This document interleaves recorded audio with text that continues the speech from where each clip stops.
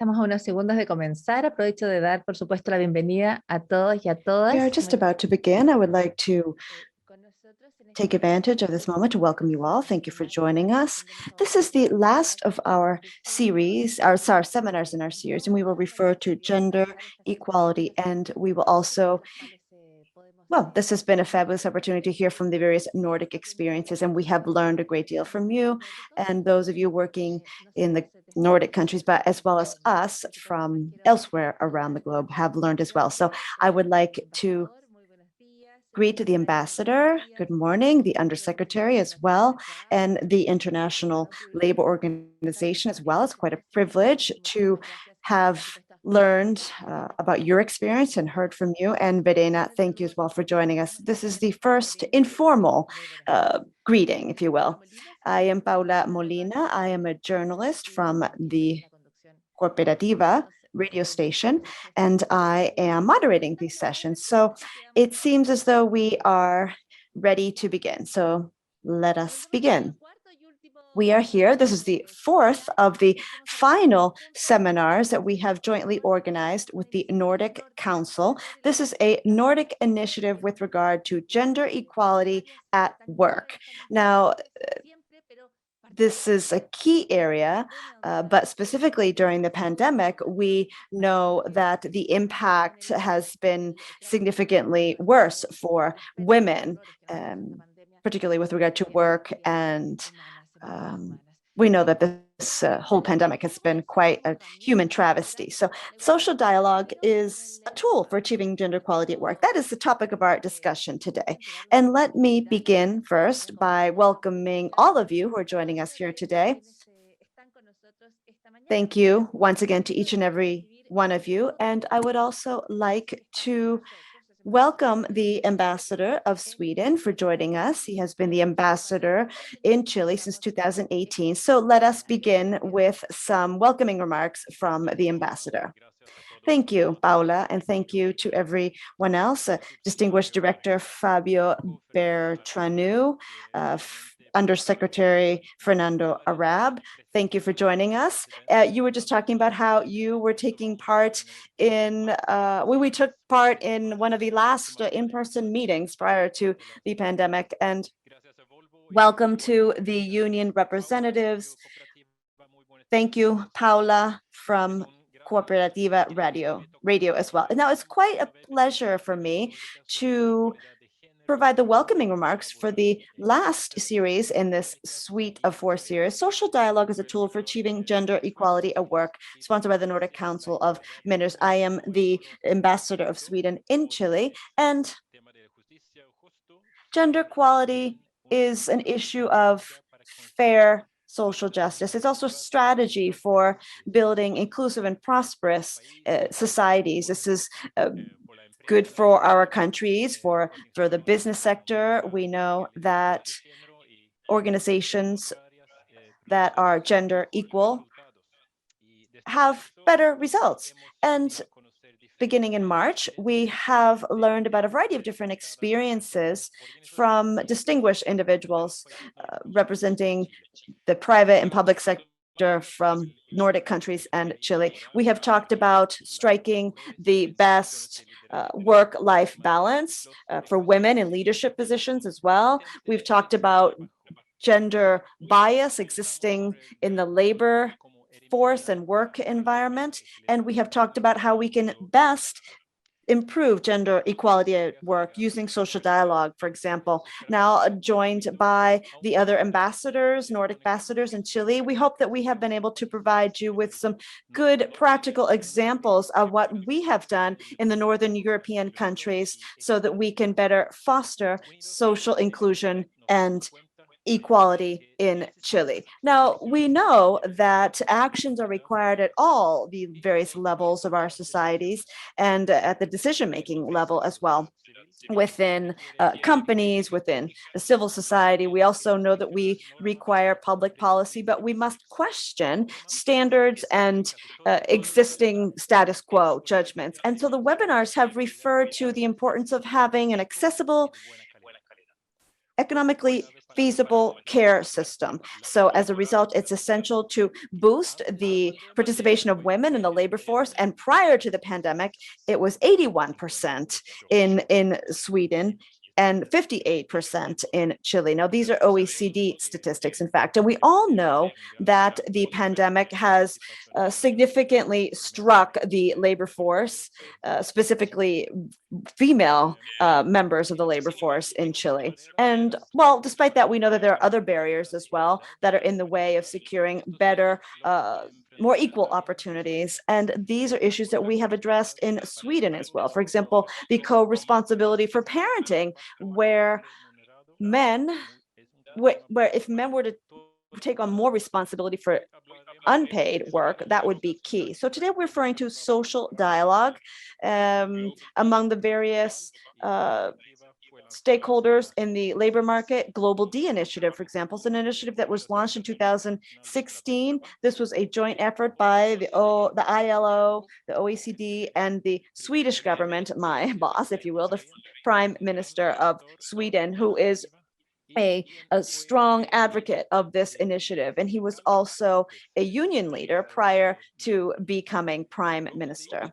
Now, Global Deal also aims to boost social dialogue at the global level among all the various stakeholders in the labor market with a view to improve productivity and labor market conditions. This is a considerable tool for social inclusion in Sweden and around the world. Now, we will discuss the global commitment to gender perspective as a tool for progressing towards a more balanced gender market. Now, the global deal today involves 120 organizations, including governments, private companies, and the Chilean government is in fact one of the members of this initiative. And that is why I am so pleased to have with us today the Undersecretary of Labor from the Chilean government. Thank you very much for joining us. Now, our guest from Sweden is representing the Swedish Trade Union Confederation. And this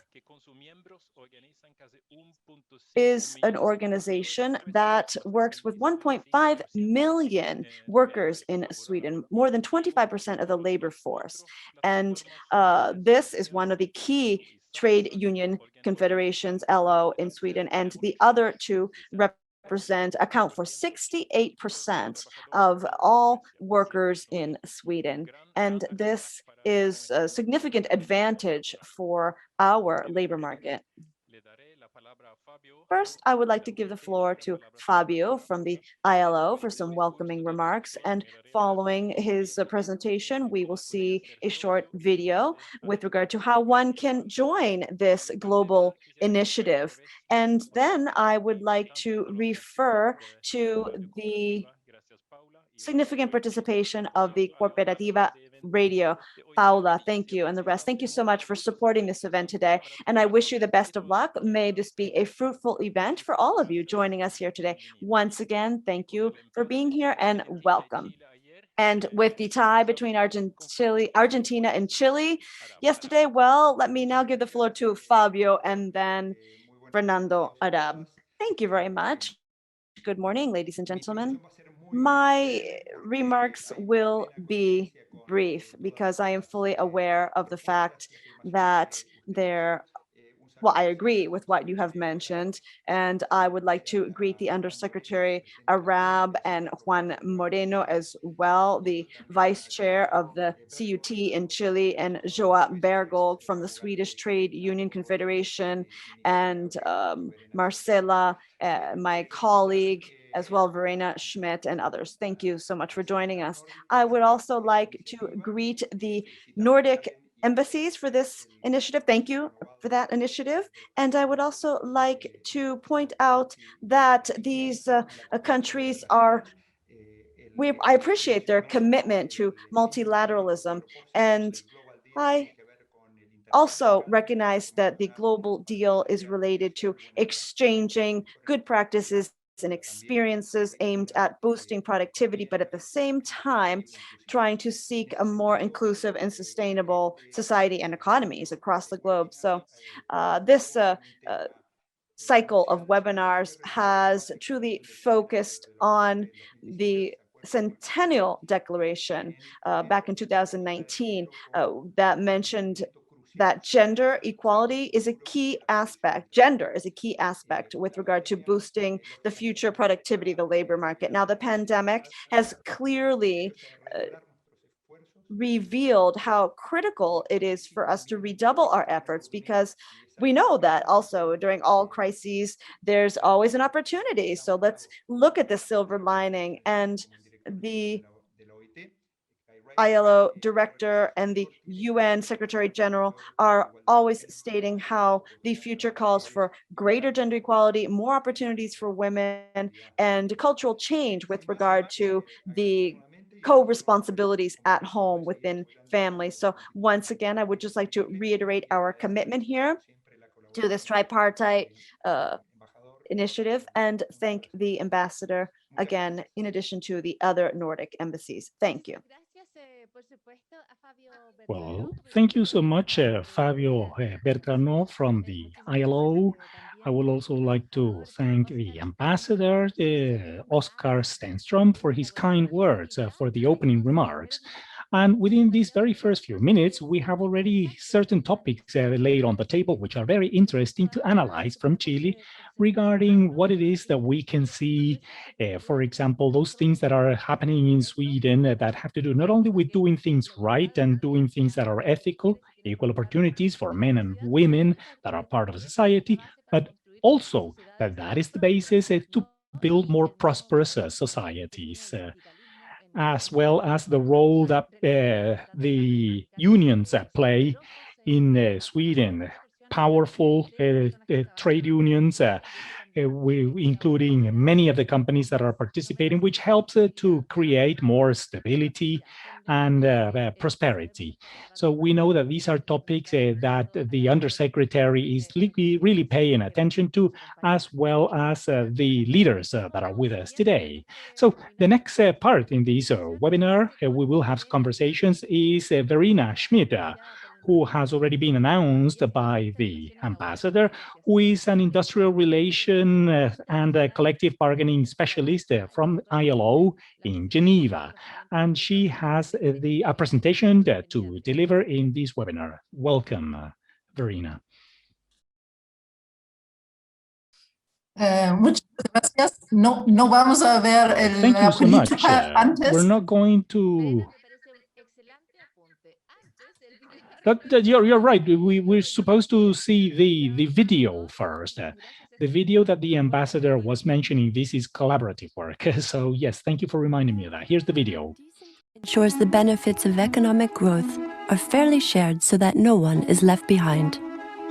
It increases productivity, brings stability to the production chain, improves business performance, and builds a resilient and engaged workforce. Globalization and technological change can bring substantial benefits, but these mega trends also raise crucial challenges. Over the last decades, inequality has increased in almost all countries of the world.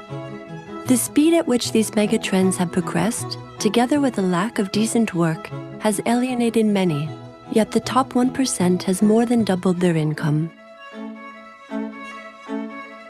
No business or society is immune to today's challenges, and the Global Deal Initiative offers the space to help you tackle these issues. Joining the Global Deal connects you to partners around the world who, like you, are committed to ensuring the future of work is inclusive. Adapting to the needs of its partners, the Global Deal helps identify common challenges and reconcile divergent interests. We facilitate collaboration between businesses, governments, and trade unions by using the tool of social dialogue. Together, we can design solutions that benefit all partners. But we need your help. Add your voice to our network of partners already engaged in social dialogue, and together we will make sure that no one is left behind. Become a partner of the Global Deal to shape an equitable, inclusive, and sustainable future.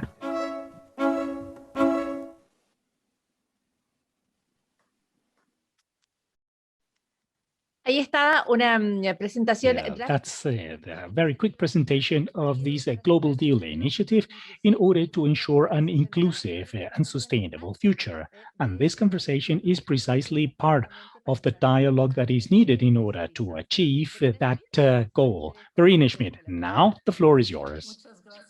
Oh, yes, thank you. Thank you, Paula. Good morning, Your Excellency, dear Undersecretary for Work, representatives from the KUT, from Sweden, Fabio, panelists, participants. I'm very happy to be here with you today. I want to thank you all for having invited me. I want to show a recent research which is entitled The Contribution of Social Dialogue and Gender Equality. I've got a PowerPoint, and I believe that someone will share it for me, please. This research was carried out with Manuel Otome, director of the Gender Equality Work, together with other colleagues. And I would like to apologize for my Spanish and the mistakes that I might make. Solid dialogue and collective bargaining can contribute towards having a good governance at the workplace, as well as to economic growth, which is inclusive in democracy. It also makes a pathway in order to achieve gender equality, especially to have equal and just and fair workplaces. So next slide, please. Here I want to talk about the legal framework at the ILO and the international labor standards on gender equality that consists of the agreement 1951 on gender equality of salary, also equal remuneration convention, that discrimination, workers with these are two conventions that are part of the ILO, and they have been ratified. It is important to talk about this because they establish the requirements, the needs for interaction with local stakeholders in order to address gender equality. We also have an agreement, a convention with workers with family responsibilities, which establishes that organizations must have the right to participate in the application of measures adopted in order to implement all the dispositions here. There's also a convention on maternity protection, and one last one, which is very important, which is on violence and harassment, which I will talk about later, but I want to start mentioning from now that it has been ratified by 6 countries, and Ecuador, Argentina, Uruguay, and it'll be in force in 10 more days on June the 25th. So what is the impact of COVID-19 on gender equality? We can see many different effects that have already been mentioned, but we have a worldwide figure on the increase of differences in the participation rate of men and women, as there has been a difference in the participation rate of men and women, and a 5% decrease in the female participation rate has been observed, and a 3.9% decrease in the case of men. There are 5 main reasons for this, which is the next slide, please, that I will talk about in more detail. And the first one is improving women's participation in social dialogue, reducing the salary gap, the life, work, and personal life balance, addressing gender bias violence, and expanding the protection to vulnerable categories of workers. Inclusión de las mujeres en So inclusion of women in social partnership and leadership roles is very important so that women can take positions of leadership. It is important, first of all, to understand and to address structural reasons as to why women are underrepresented in the active population. Let me talk about these reasons later on. Then reducing the obstacles for women to participate in social dialogue. For example, times in which the meetings are held, an amount of meetings, places in which the meetings are held, and also providing a further education and tutorials to support women, especially those that participate in social dialogue and collective bargaining. podemos ver We can here see a salary gap between men and women in all countries. The same thing happens in Sweden. En el artículo recogimos in our research, we have some examples of collective bargaining agreements, which are examples to be followed when it comes to gender equality. The main reasons for the salary gap are the undervaluation of women's work, characteristics of the workplace, especially when it comes to the classification of competencies, gender segregation, also global salary structure, the vision of women as economically dependent, excessive representation of women in non-organized sectors like informal economy, and the main role of women in taking care of household chores. It is also important to consider the balance of work, family, and private life. The Convention for 156 addresses precisely the regulation regarding the work timetable. It is very important to have a flexibility and also to have an expansion on the rights, for example, within the framework of paternal leave. It is also important to address gender-based violence. We also have a convention here on violence and harassment. Now, the most important thing for me is that there is a right to a world of work free of violence and harassment. And it is very important that this convention includes employees, apprentices, also former workers, volunteers, people that are looking for a job, and also people that have the authority over other employees. It is also important to expand the protection to the more vulnerable worker categories. 61% of the world's population employed in the informal economy are part of this informal employment, and women are overrepresented among the most vulnerable groups. And this is, for example, domestic work, also family workers and family assistants and caregivers.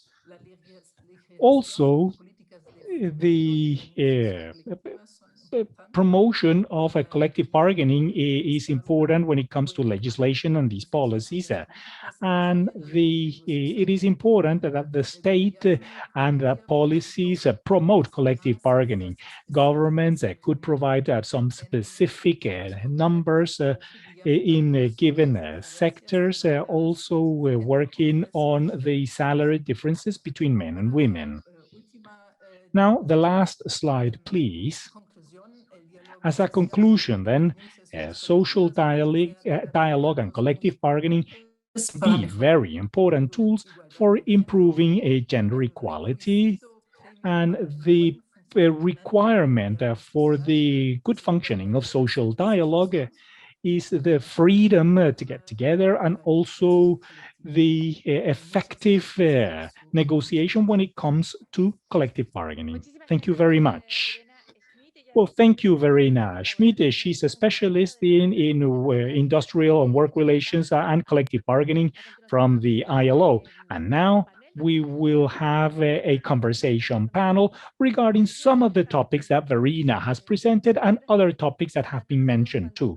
The first thing that really calls our attention here is that when she talks about these structural reasons, we have this lack of balance, these low women's rate participation, which is still low in many places in the world.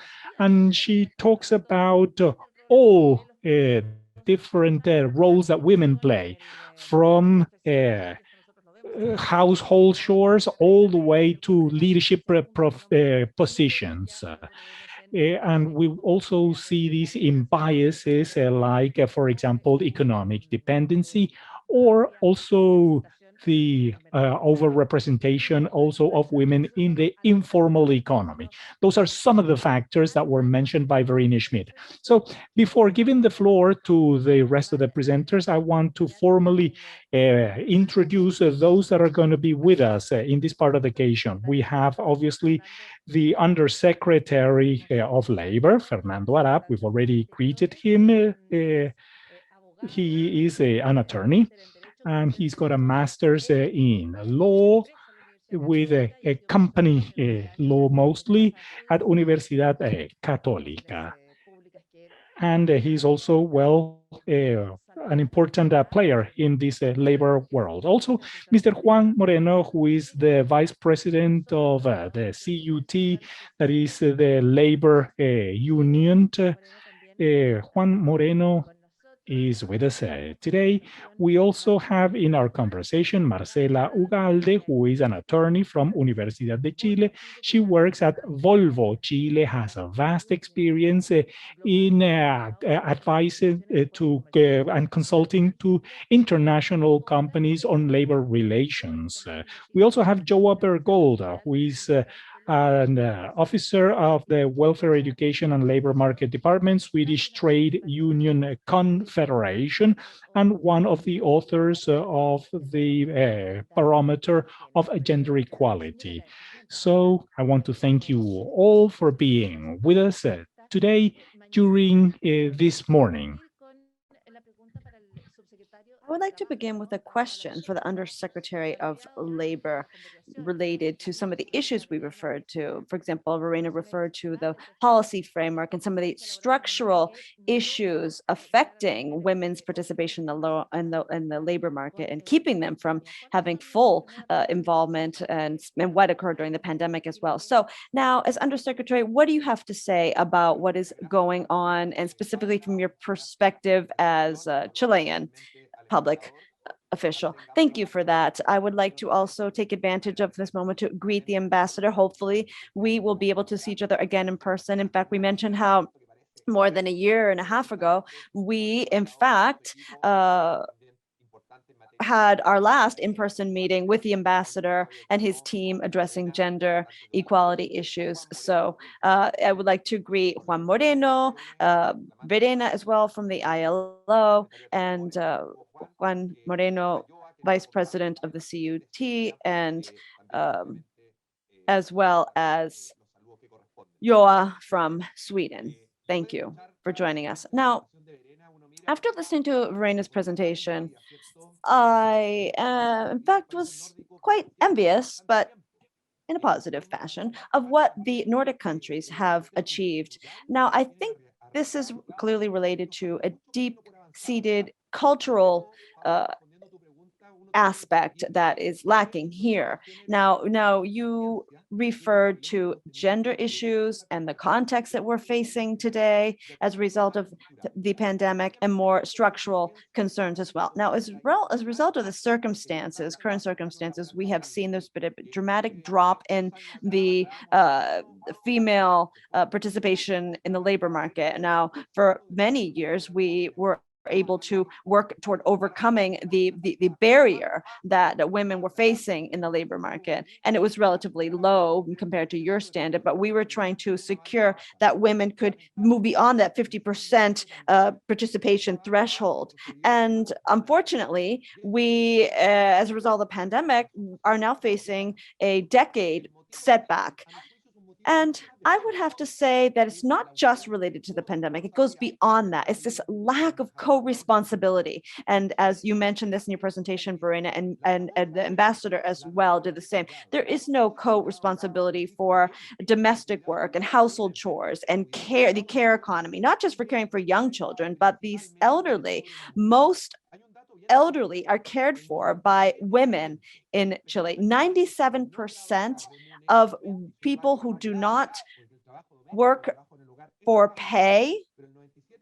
We know that working at home is work, but it's unpaid work. But 70% of the people who do not work for pay are women. And the pandemic has clearly shown that there is a great divide with regard to men and women and co-responsibility. And women have been disproportionately affected by the pandemic. Now, that's one aspect. As far as structural aspects are concerned, we can talk about that later, but there are two key parts I would like to refer to, as you mentioned, Verena. Now, women today are working on breaking the mold and working in the quote unquote traditionally masculine or male industries. And these are the industries that have bounced back quicker from the pandemic. For example, the construction market, the energy market, mining sector. We need to continue adding more women to those ranks. And secondly, we need to see more women in the STEMs careers and the STEMs field and science, mathematics. 25% of university enrollments today are by women, and that's quite low. And these are not just the key professions of today, but for the future as well. So I think it's also key for the panel to turn its eye toward that. Thank you very much for those key remarks, Undersecretary. Yes, it is true. In Chile, we see that in terms of the recovering from the pandemic, we see that those industries where there has been traditionally more presence of men, and this obviously does not favor women. We have also seen that the government is well, it's necessary to step up support for women in that realm.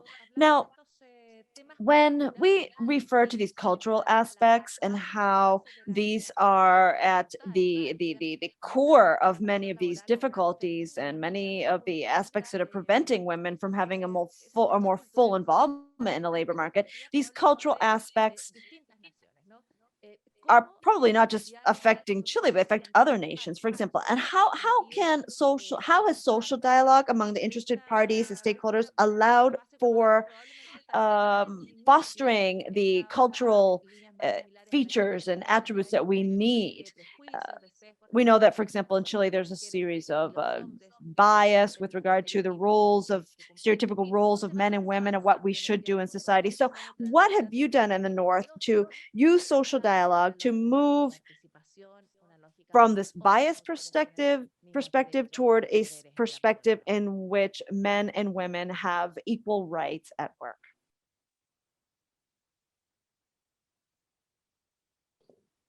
Is that question to me? Yes, sorry. Yes, it is. Thank you.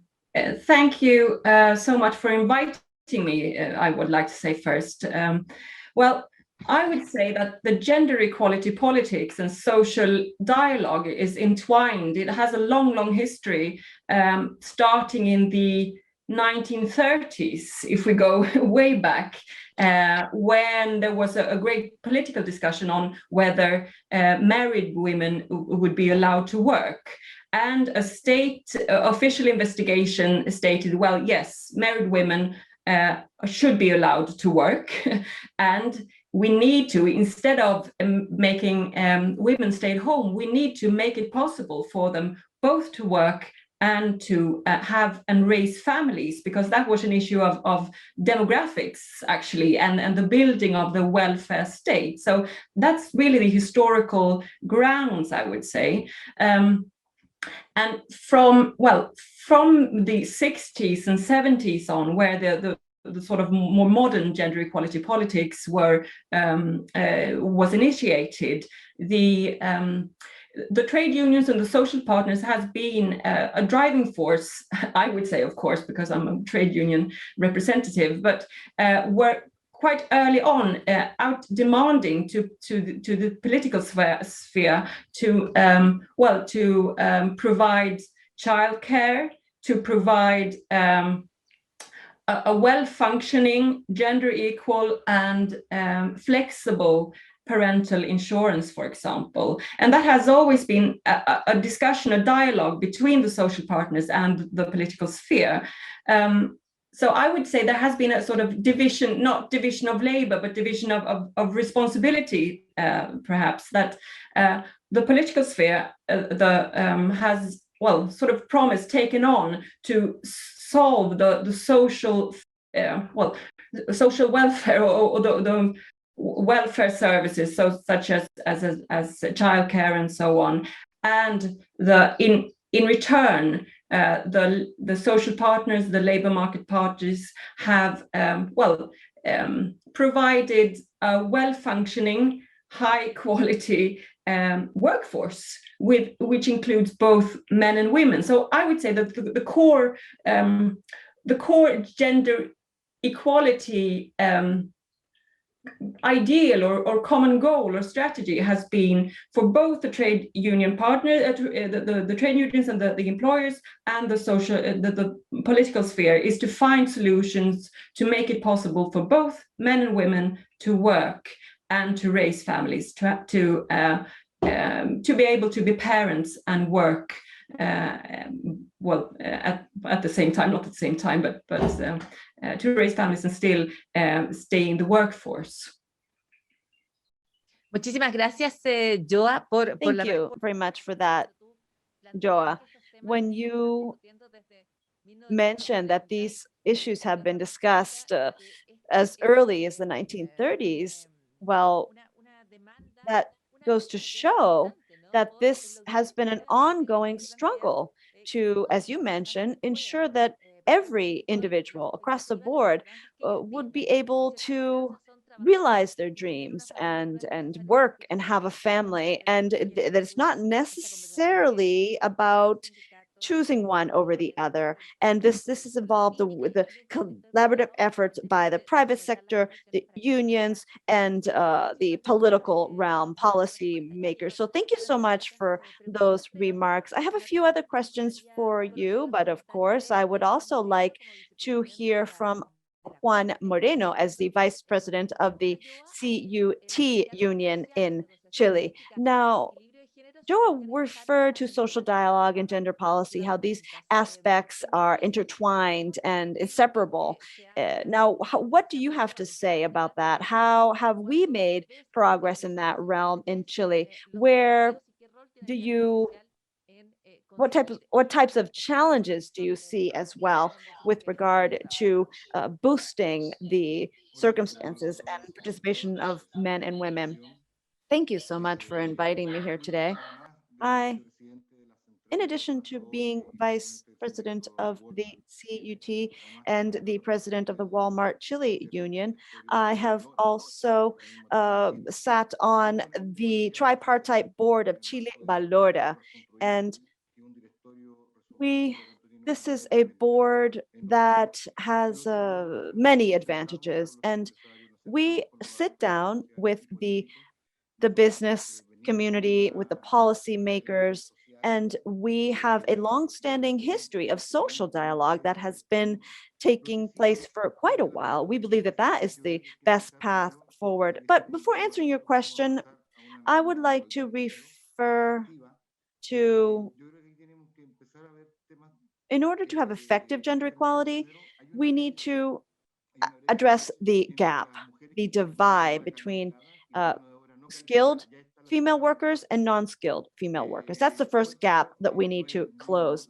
Now, we know that the labor force is not the same, the labor ties are not the same. And I would also like to say that unfortunately, we have had to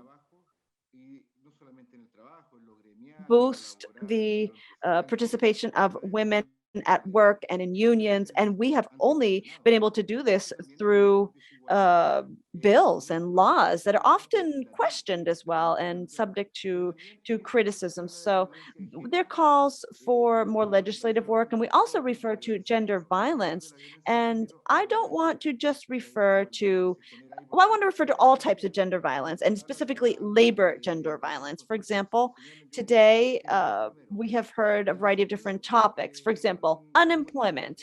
According to the recent UC survey on labor in April, women, 40% of the unemployed were women. And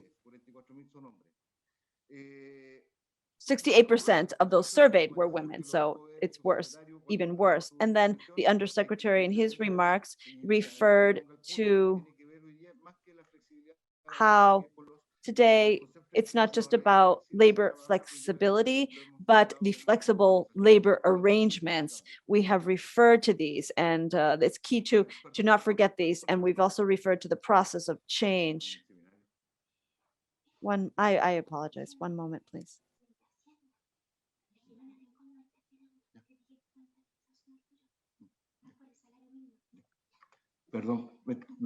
I apologize. I was receiving this message that I need to take part in the committee addressing minimum wage. Well, we know that's important too, of course, but please finish your comments before moving on to that next role. Yes, there was also someone referring to this concept of freedom and participation in unions, and I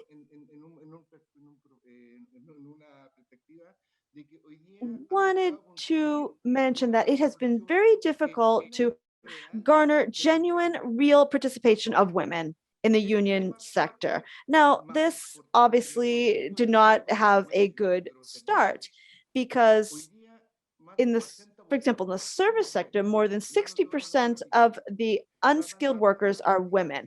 Now, the pandemic has significantly affected this sector. Most of these women are also heads of household, and the commerce trade sector has felt such a blow in terms of unemployment. 1.4 million people, million people have been dropped out of that labor force. And a lot of these are unskilled female workers, and they have to look for new work nearby. And that clearly has an issue in terms of it fosters more poverty because they also need to secure care for their children. Their partners are not necessarily supportive. So it's a juggling act. My point is that there is overwhelming inequality today in terms of women's participation in the labor market. Now, as far as gender violence at work, a lot of women work in the department stores and in the formal economy, in grocery stores, and they are victims of gender violence at work. And unfortunately, these women have to work longer hours. They have to leave their children alone at home. And there's so many other issues wrapped up in this package. So I just wanted to throw all of that out there, and I apologize. I need to move on to the minimum wage commission. So thank you so much for that. Okay, thank you. We hope that you will be back then with the seminar. You talk about labor, gender violence. It's not one of the topics that's being addressed at the country level. We always talk about gender violence, and we know the positions that the police force gets, especially for women working in the cleaning sector. I know that there's one case that was described as as an icon case, the case of one woman who worked in cleaning at a university. She had to come to work very early, and so early that she had to travel throughout the city, commute when it was actually quite dark. And sure, this had to do with her security conditions, but also with the long hours that she had to work. And not even mentioning the low salaries that she and many other women are getting around the world. I want to share, those of you who are connected to this seminar, I want to tell you that you can send your questions. We would love to have your questions, your comments for these expert members of the panel. They are very knowledgeable, and they can really contribute with a new vision regarding gender equality and social dialogue. During the conversation, a better recovery was mentioned. That is to say, not going back to where we originally were when the pandemic started. And in fact, Fabio Bertrano said the horizon, the goal is to get to a better position. So, Verena, how do you see this better position? What can it be like? What would it look like? What's the future like post-pandemic, in the post-pandemic world, in the coming times, with this, this new hope that we will have, we will go back to an even better position. So what are the real options for this better recovery, and in which aspects can we get to a better position? Many thanks, Paula. Now, since we have excellent interpretation, I'll respond in English. I hope that's okay.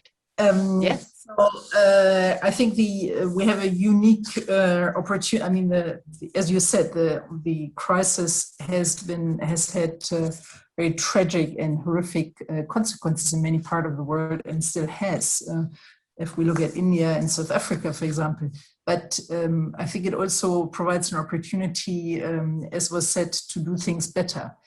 We should not return to the old normal, but build things better. And I think it's really important not to delay dealing with issues such as gender equality, or also greening the economy with when we have all recovered from the crisis. We need to really look systematically in all different parts of society, how we can rebuild society in a more just way, and in a more climate responsive way. So I think in a way we have all sat back now for a year in confinement, and there are a lot of good ideas on how we can improve. I think in terms of gender equality, Joa mentioned the long history of oppression of women, of discrimination. I think this is very important to understand. I think it's also very important what the subsecretary said, to get women more into STEM subjects. And we really need to look also at early childhood education. I understand in Sweden there was a regulation, for example, that kids' toys should not be gender specific. There shouldn't be a section for boys' toys and another section for girls' toys. But that you really look at how you can educate and how society can bring up children in a more gender sensitive way, and really encourage girls early on to choose, as the subsecretary said, to choose subjects which are not specifically women dominated.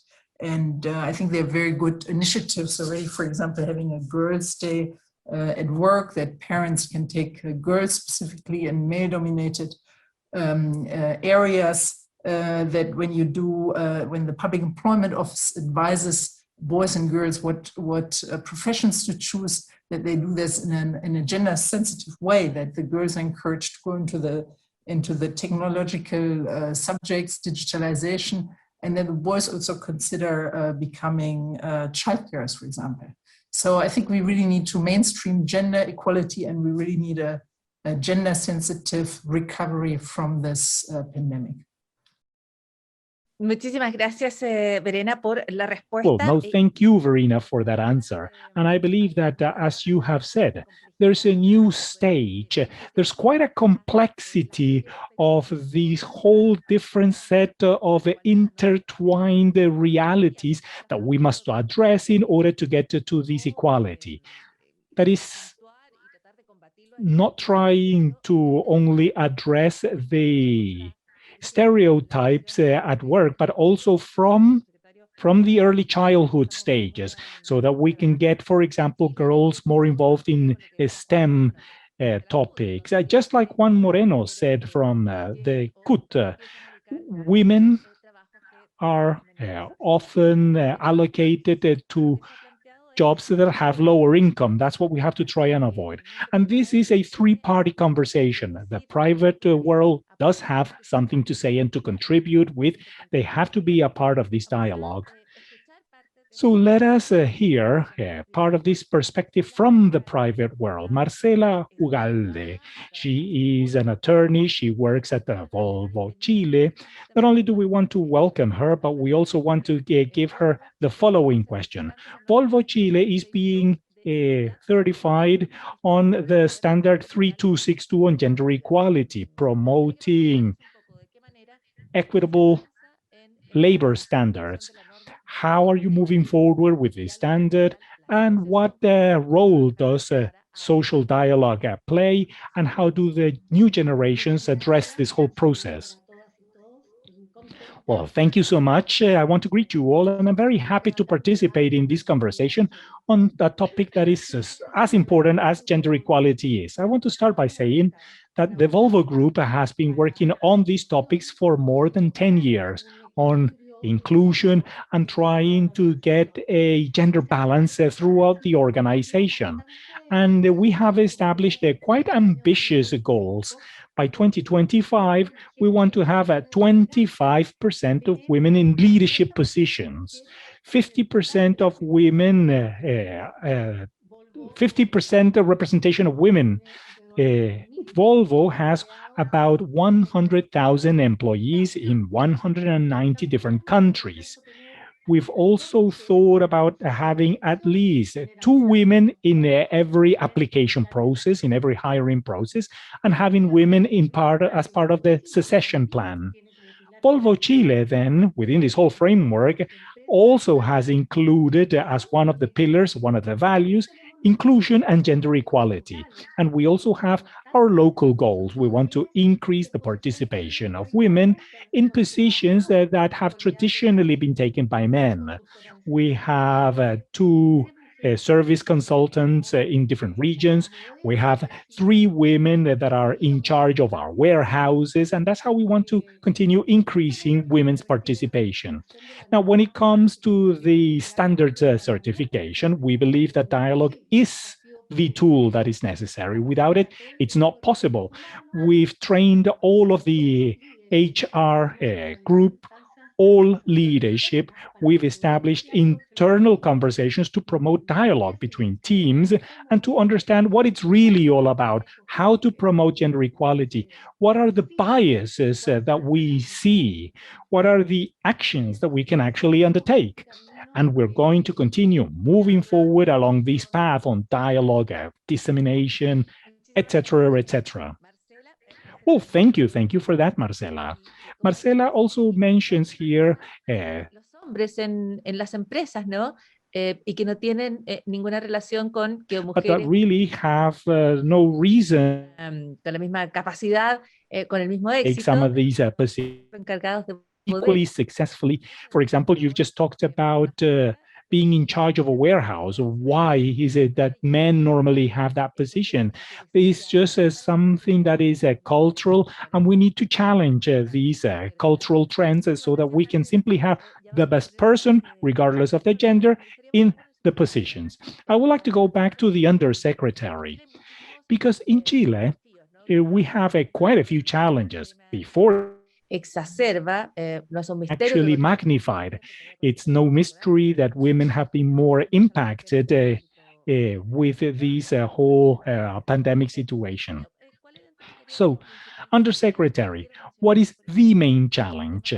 I want to talk about, for example, taking care of the children, or it's either a topic that has not been discussed in Chile, or if it has been discussed, it's been going on for many years in Parliament. For example, daycare centers. The number of women that are necessary to be a part of a company so that they can have access to daycare for the children. But before addressing your question, Paula, I do want to emphasize something that was already said, biases. We have to start getting rid of biases from early childhood. We've heard that boys are good for maths. Girls are good for other areas, arts, education. So from early childhood, we have to start getting rid of those biases. Secondly, we have to continue working. We have to start disseminating the examples of good women that are normally participate in men positions. I was in the north of Chile, in Antofagasta. I was in a port, and I was working there with women who were in charge of operating tractors and haulage trucks. Women are taking this role, and which is usually a men's role. So that is something that we have to start disseminating, that we have to start communicating. Now, daycare centers, you talked about daycare centers. We hope that in the next, or in the coming weeks, maybe the coming days, we will have some things to say about this whole daycare center bill that is in the parliament. It was approved in 2008, and the discussion got all tangled up, and we want to untangle it. There is an opinion which goes across the board. All organizations, especially organizations that study women's situation, there's no reason as to why we continue with this discrimination approach that we have right now. Because if there is a woman who is lucky enough to work in a company that has more than 20 women, then they have the right to daycare access. But if it's 19 women, then she's not lucky enough to have access to daycare. So what is the incentive there for companies to hire more women? So this is a project that we need to start up again, that we need to put some momentum behind it so that it can untangle many of the issues that women have to face. But it's not only about the daycare. We have to talk about, for example, a co-responsibility. There is a cultural aspect here, not really a legal aspect involved. There are legal alternatives, and men can really start taking care of their children.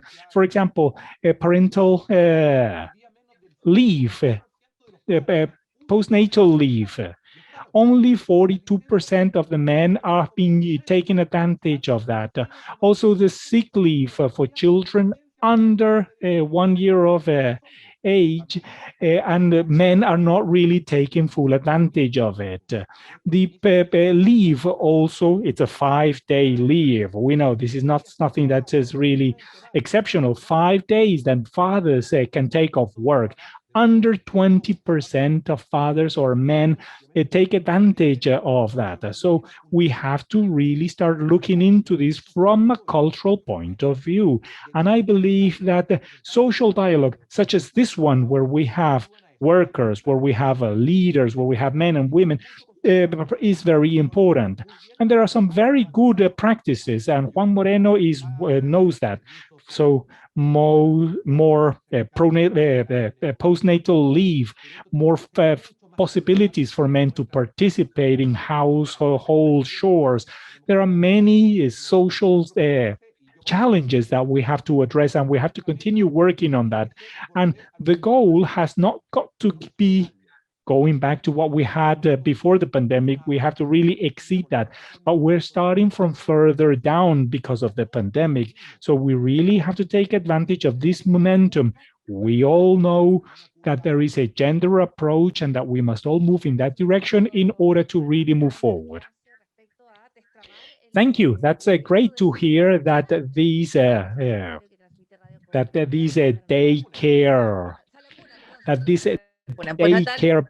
bill will actually move forward. That's great. It's great to hear that because it's very important. And I want to ask, how can we avoid the problems, for example, that not enough women are hired by companies so that they do not have to provide access to daycare. Juan Moreno, you are then the VP of the Chilean Confederation of Workers, and apparently you're participating in two separate conferences simultaneously. But I want to ask you, what's your opinion regarding this announcement made by the Undersecretary and the challenges that we have to face, that we have to start addressing so that we can really move forward? Well, I want to insist, and let me emphasize what I was saying. There is labor violence, and that, for example, the example with daycare center has to be considered as labor violence. 19 women cannot have access to daycare, 20 women can. We also have to look at large companies when we have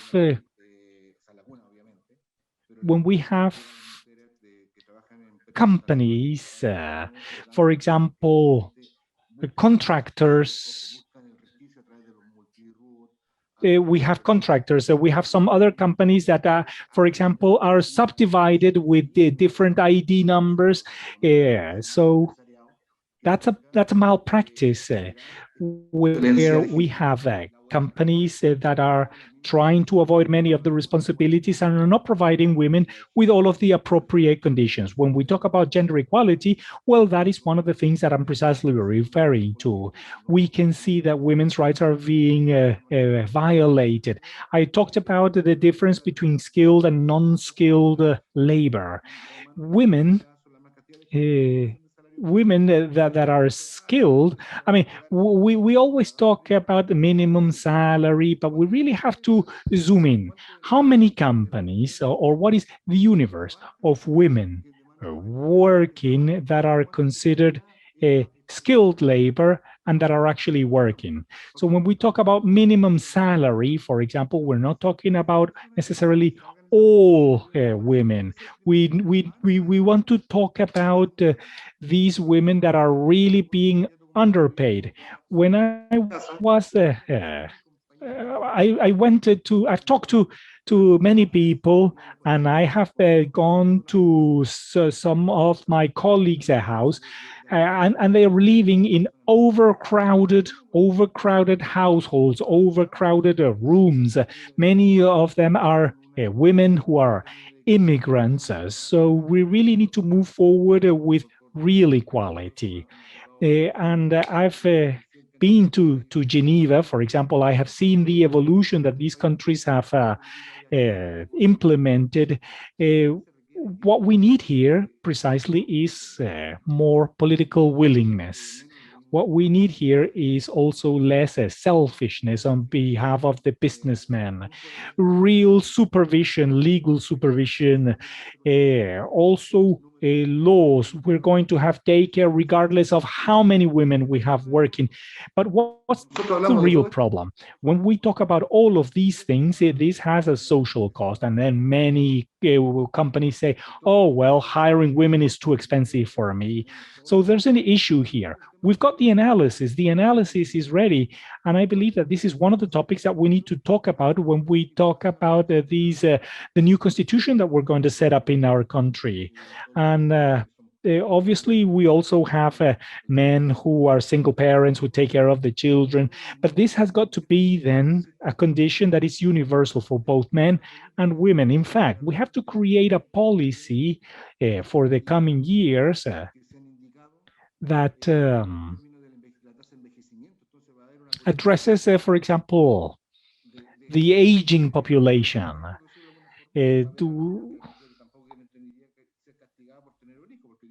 Women, women, they know that they are impacted because they have children, and the men do not suffer that kind of situation. So these are the kind of things that we really need to start looking into. So we talk about all of this effort, and I know that this government, it's on its way out. It's tried to implement some things, but what it's tried has not been enough. And it's not only this government, but also previous governments. This is not a topic that's being addressed only now. This has been going on for some time. So what's the real efforts that we as a country are going to undertake in order to provide the possibility of a decent work? Let us not forget that the daycare centers are protection for the children, not for the mother, not for the father. We have to create a space for them to feel protected, to be well educated, and not to feel abandoned because the mothers are working 8, 10, 12 hours, and the transportation time in commuting. We know that they have to travel and commute very, very long distances to go to work and come back home. And then the children are somehow neglected or even abandoned. They're when they're not in school and they're out in the street. So this is a whole issue. That's why I have called it gender violence and labor gender violence.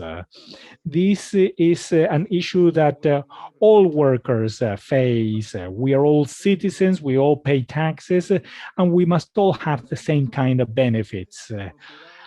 Now, this has got to be considered in the legislation.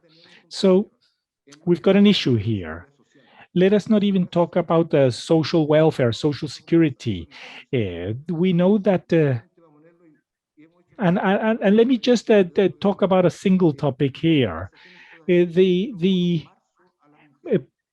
Women are still owed certain bonuses. In many government agencies, we know that there are subsidies that are provided to women, but they are not reaching the end beneficiaries. Or when we talk about work-related health institutions, they have really got to address women's needs. And with this, I'll close. Just the other day, a colleague of mine was saying that when a female worker has the period, they should have minimum conditions in the bathrooms at the workplace. I have seen how women have undergone very difficult situations because there's no permits. They have menstrual pains, and we're talking about daily situations. That's precisely what I want to fight against, the daily situations. So we must have gender equality policies that is real. We've got all of the analysis. We've seen all of the pros and the cons. We've seen education, and I want to thank the Volvo. I want to thank the Embassy of Sweden, because I can see that you have a different approach, different policies.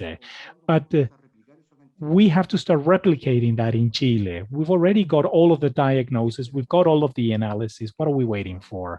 What are we waiting for? So I think that this is an a debate that must be held at a state level, but with the real approach, with the real focus on women that suffer on a daily basis labor violence.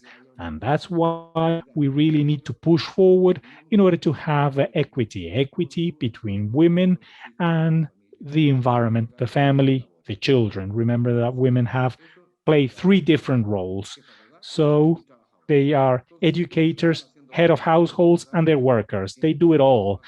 And I really don't know how they do it, but they do it. It's an amazing task, an amazing job that they do. So I want to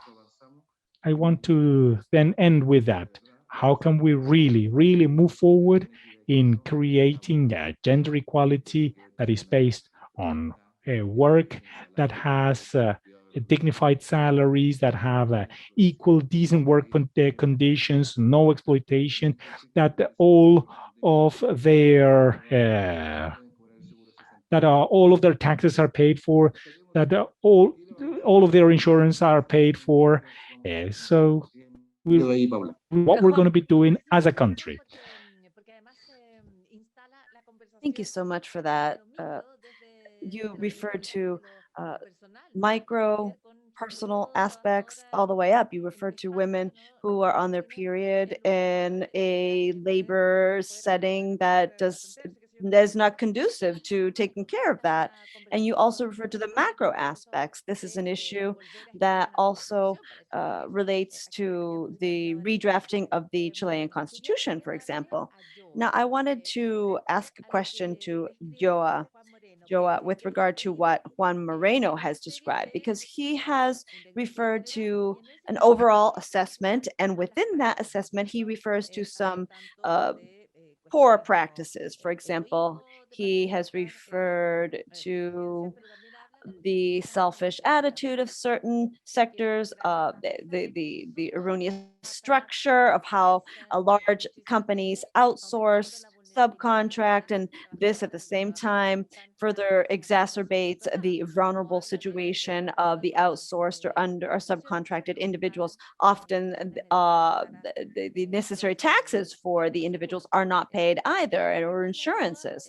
So I would like to ask you, Joa, if, in keeping with these bad practices, could you refer to how this can be addressed, bearing in mind the very complex situation that we have heard described here today? Yeah.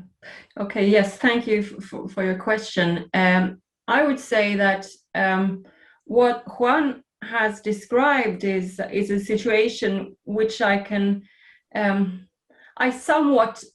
I recognize the situations, although it might not be the same situation in Chile, but there are the same type of problems, and those that you refer to as individual or micro, I would say that the micro makes a macro. It constitutes a structure with it, which is problematic all over. And one thing I wanted to raise or to comment is that I really think that when trying to solve these kinds of problems, it mustn't be an extra cost for employers to employ women. That's crucial. That's the first thing you have to think about, and that's where I think that like the general welfare system, or the subsidized childcare, all those things. That's I would say that's why the Swedish system has not linked childcare or other family balance infrastructure to companies, but to the political system, because that takes the cost from the employer, but it also minimizes the risks, so to speak, for female workers. We are more equal as workers, so to speak. So that's a very important lesson, I would say, that you can carry with you in a discussion, of course. Of course, it's a very complex situation that he's describing, and also I can say, just as I recognize a lot of lot of problems, and especially I also want to press the thing that Juan is saying about educated and low-skilled and skilled workers, or blue-collar workers and white-collar workers. We can see there is a difference, of course, and me representing the blue-collar workers, see that decent work for blue-collar workers and female blue-collar workers, we still have a way to go, even though there's childcare, for example, subsidized and high quality and all that. There is no childcare there's a little childcare outside office hours.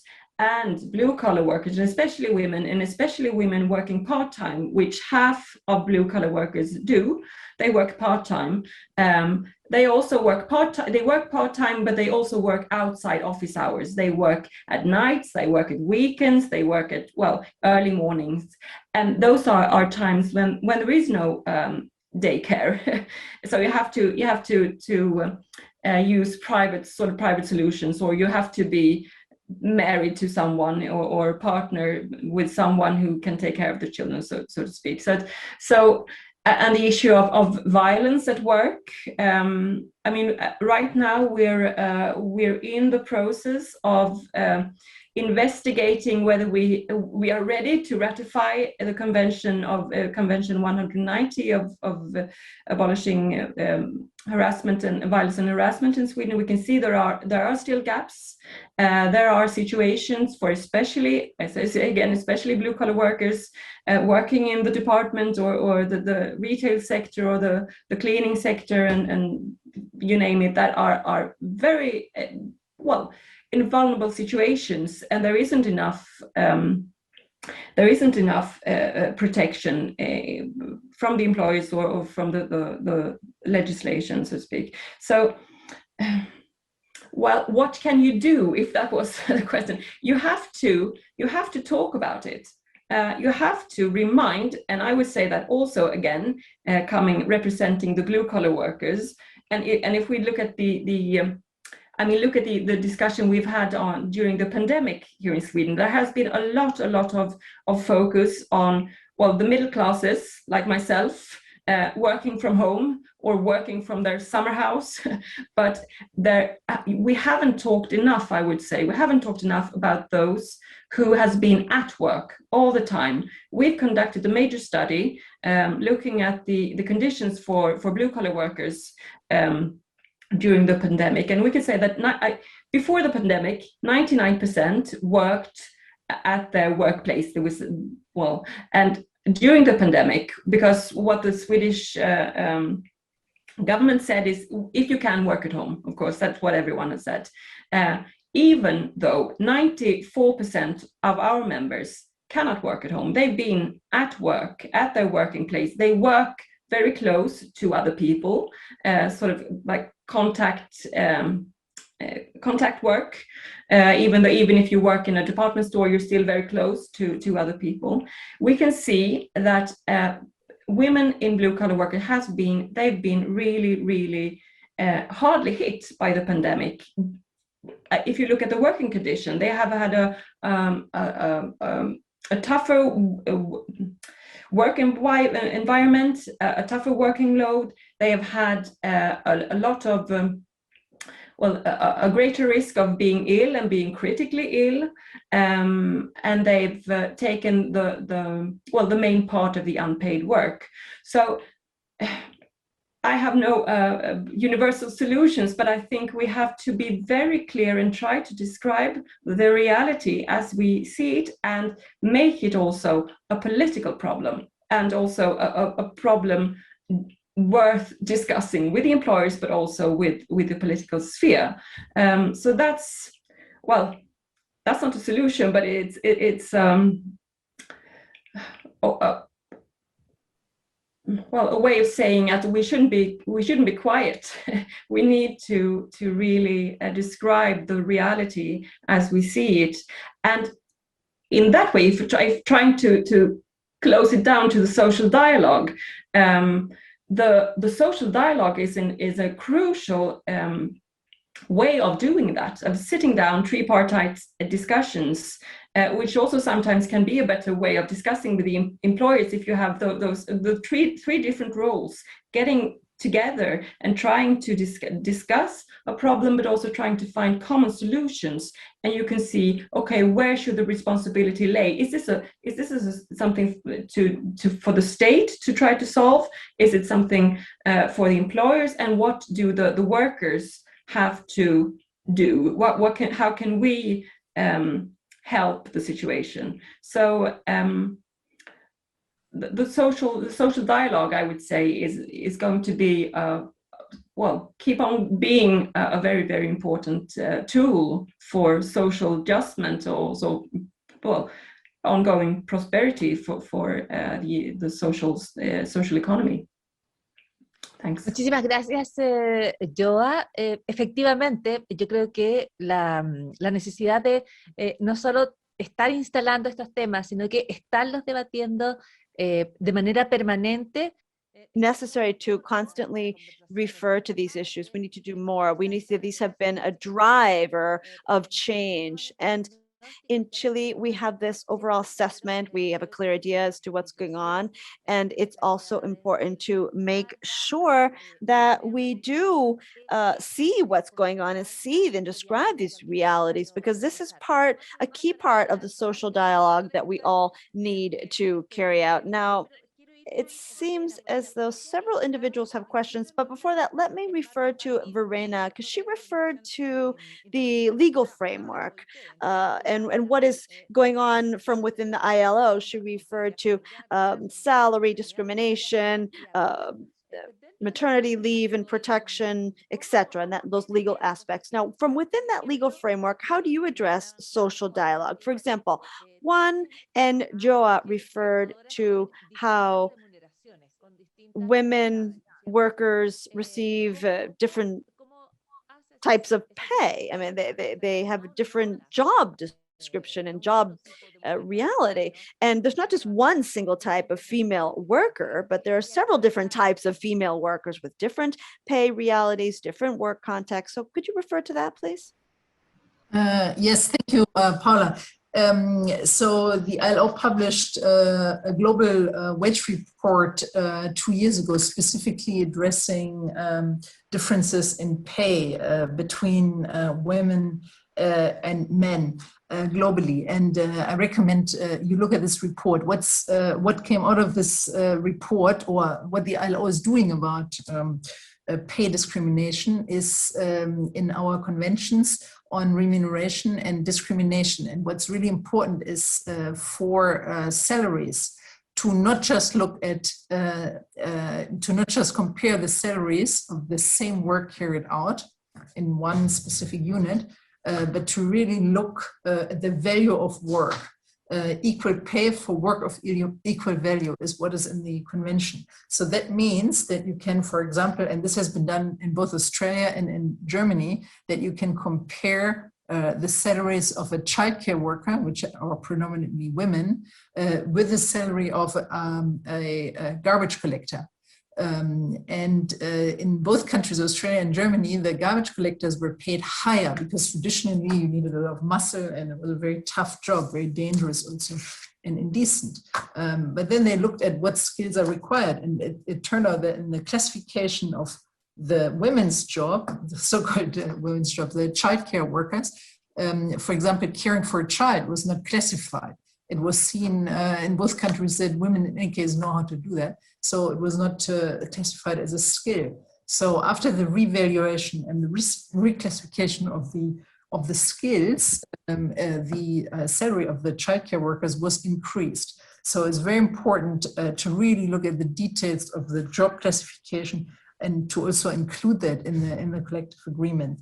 And if I may just come back to what Joa was saying about the cost for employing women and this risk, I think this is a very important aspect. And as she was saying, it's very important that there's no extra cost for employing women.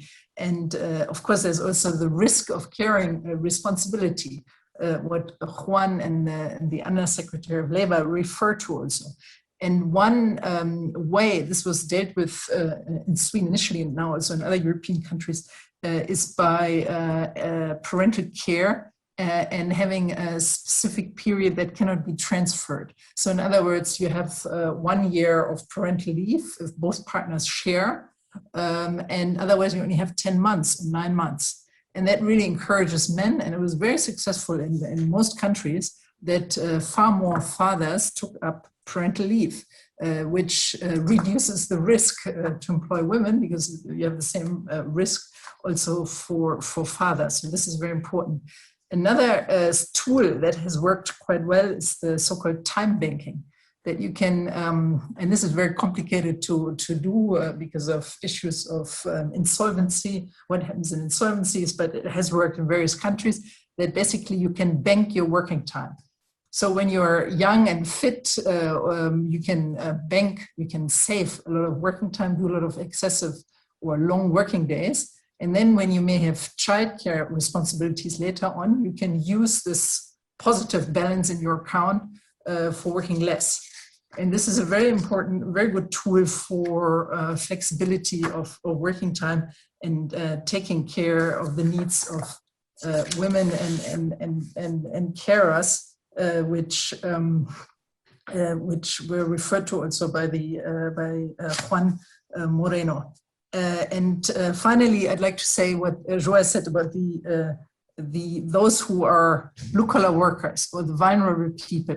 I think is really important. And I know in Chile also you have an informal economy. It's really important what happened to those people who don't have any access to social protection, who were really left behind, who had to continue working because otherwise maybe they couldn't feed their families. And they knew it was dangerous, but they had no choice. So it's really important to also look at how they can be represented from the employers and workers organizations and how we can transition to formality from the informal workers. Thank you. Muchísimas gracias, Verena. Y la verdad es que, por supuesto que... Thank you very much for that, Verena. Of course, there are many solutions out there, and you actually pointed out a few of these. The problem is that sometimes we get bogged down with bias and stereotypes, and those rule the discussion. And when that occurs, we always come up with the same short-sighted solutions, and we are unable to see something else. And as the ambassador said, it's ethical and it's the right thing to do to ensure that women have this equal opportunities and are paid the same. And it's also related to prosperity, having the opportunity to contribute to one's well-being. So I would like to thank the Undersecretary of Labor for taking part in this event. He has to bid us farewell, and I would like to thank you for joining us, of course. And hopefully you will have some good news for us next time around with regard to the daycare bill. Thank you for that. I would like to thank you all as well for allowing me to take part here. This is such an interesting topic. We could spend the entire morning referring to the various challenges that we face, and we have jotted down many of the good practices that are being implemented in the Nordic countries. We've heard from Joa and Verena, and we and the ambassador, and we know that they are key allies and partners in many areas, particularly with regard to the child care, daycare law. So thank you so much, and we will continue working toward our goals for everyone. Thank you, Under Secretary Fernando Arab. We do not have much time left, but I would like to give the floor to Marcela Ugalde, attorney for the private market for Volvo, Chile. Perhaps you could refer to your experiences and the various practices that you have rolled out at your company. And do you think that these could be admired, if you will, by other companies? Are you a role model, perhaps? Maybe you could refer to some of your good practices and how you are addressing gender equality at work. Well, from within Volvo, we believe it is absolutely essential to include the value of gender equality in the company and never lose sight of this. And that would be the starting point toward meeting a larger, broader goal with regard to gender equality. This is an issue that needs to be at the heart of every discussion, all dialogue, every single day. And this is not just an issue that one addresses once a year at a specific event, but rather this is a key part of the organization's value proposition, because that is how you will ensure that this permeates throughout. And dialogue is key as well, so that this issue, as I mentioned, permeates all the various divisions and teams and areas within a company. It's also important for the companies to bear in mind that gender equality is not just a percentage or a figure that one needs to tick off. It's also about ensuring that gender equality is at the heart of what companies do at the same time, because gender equality does have an impact on productivity.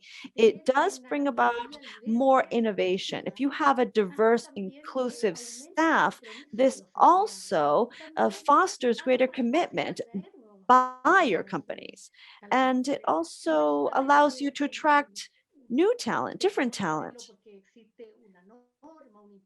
This is not something that we should do because we are legally bound to, but rather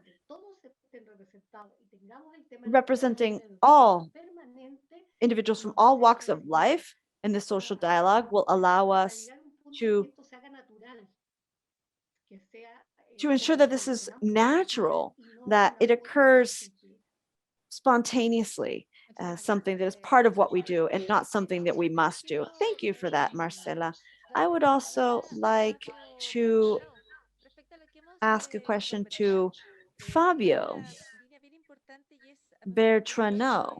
Now, we have talked about the need to share the impact of policies in the labor market. And so maybe we should not focus on more specific policies, but rather overall. For example, in Chile, when you pass a bill for male and female postnatal leave, that is an issue because it may be better for the woman to step out because her salary is less. And then when you provide a subsidy for women for daycare, you're only having a negative impact on women in the end. So what about public policy? Public policy needs to include more structural advantages for the labor market so we can make real progress with regard to gender equality. Well, thank you, Paula. And I think that's a very good question. And I somehow the answer already. There has to be a dimension in the daily practice, in the daily activities undertaken by men and women to really start implementing all of these instruments provided by the legal framework and the social protection system. It's great to have had this space in order to revisit such an important topic in this critical context and to highlight all of the topics that we've discussed here, working on regulations, but also working on how we can get to the different entities, the different working agencies through social security, through training, through household training, so that we can really start penetrating so that we can, in practice, really put these opportunities into action. And then realizing that this is also a long-term action. The Nordic countries have moved forward before we have, and that's why they're more advanced than we are.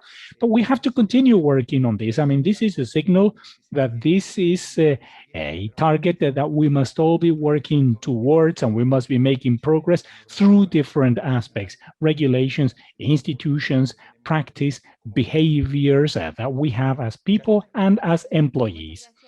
Well, thank you.